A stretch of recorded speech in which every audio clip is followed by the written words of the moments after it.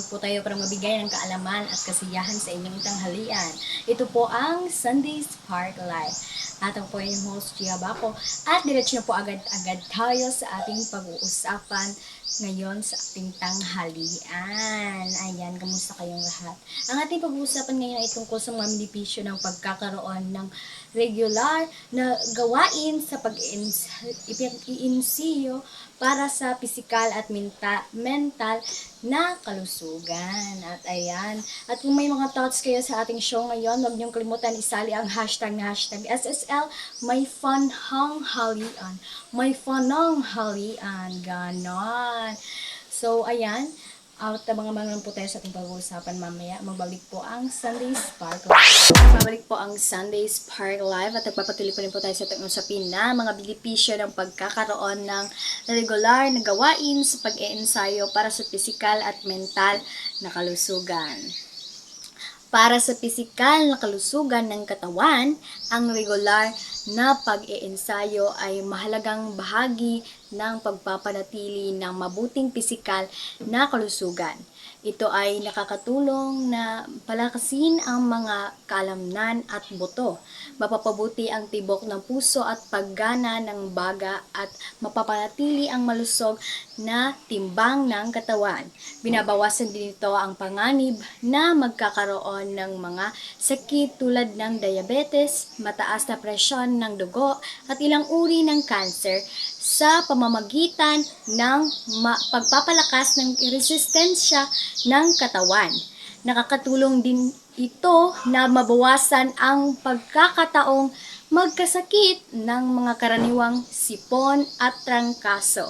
Magbabalik pa rin po ang Sunday Spark Live. Nagbabalik po ang Sunday Spark Live. Pag napapatuloy pa rin po tayo sa ating topic na mga benepisyo ng pagkakaroon ng regular na gawain sa pag-eehersisyo para sa pisikal at mental na kalusugan. Para sa kalusugan ng isip at emosyon, hindi lamang ang katawan ang nakikinabang sa pag-eehersisyo. Malaki rin ang tulong nito sa ating mental at emosyonal na kalagayan. Kapag tayo ay nag-ehersisyo, ang ating utak ay gumagawa ng mga kemikal tulad ng endorphins, serotonin at dopamine na nagdudulot ng pakiramdam ng kasiyahan at kaginhawaan. Binabawasan din ito ang antas ng stress hormone na cortisol. Kaya nakakatulong na mapangasiwaan ang pagkabilasa at depresyon. Magbabalik po ang Sunday Spark Live. Nagbabalik po ang Sunday Spark Live. At nagpapatuloy pa rin po tayo sa ating usapin ng mga benepisyo ng pagkakaroon ng regular na gawain sa pag-eehersisyo para sa pisikal at mental na kalusugan. Para sa kalidad ng tulog at paggana ng utak, ang mga taong nag-ehersisyo ng regular ay kadalasan ay nakakakuha ng mas mahusay na kalidad ng tulog. Ito ay nagpapabuti sa pagtulog ng maayos gabi-gabi. Nakakatulong na mas magising ng handa at masigla sa umaga. Bukod pa rito, pinapabuti din ng pag-ehersisyo ang paggana ng utak. Nagpapabuti ng memorya, konsentrasyon at kakayahan sa paglutas ng problema. Ito ay nakakatulong para sa mas mahusay na paggana sa trabaho, paaralan o anumang gawain na nangangailangan ng malinaw na pag-iisip. Magbabalik po ang Sunday Spark Live. Babalik po ang Sunday Spark Live. At nagpapatuloy pa rin po tayo sa ating topic na mga benepisyo ng pagkakaroon ng regular na gawain sa pag-ehersisyo para sa pisikal at mental na kalusugan. Para sa pangmatagalang kalusugan at pagiging aktibo, ang regular na pag-ehersisyo ay nagbubunga ng pangmatagalang benepisyo para sa ating buhay.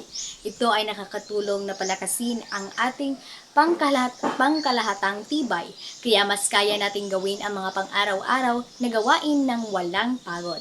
Binabawasan din ito ang panganib ng pagkakaroon ng mga problema sa kalusugan habang tayo ay tumatanda, tulad ng arthritis at pagbababa ng lakas ng buto. Sa huli, nagdudulot ito ng mas mahabang at mas masiglang buhay na nagpapahintulot sa atin na masiyahin pa sa mga gawain na gusto natin kasama ang mga mahal natin sa buhay.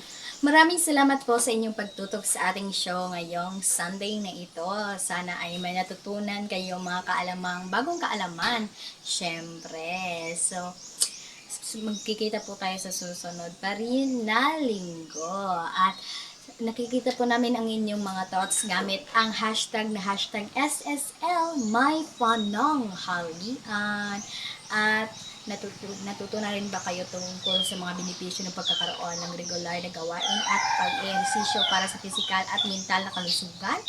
I-comment down below na yan at huwag din kalimutan mag-subscribe sa ating channel Name Gia Channel. So, ayan, maraming salamat po sa inyong panonood. So, makikita-kita po tayo sa susunod na linggo. Ito ang Sunday Spark Live.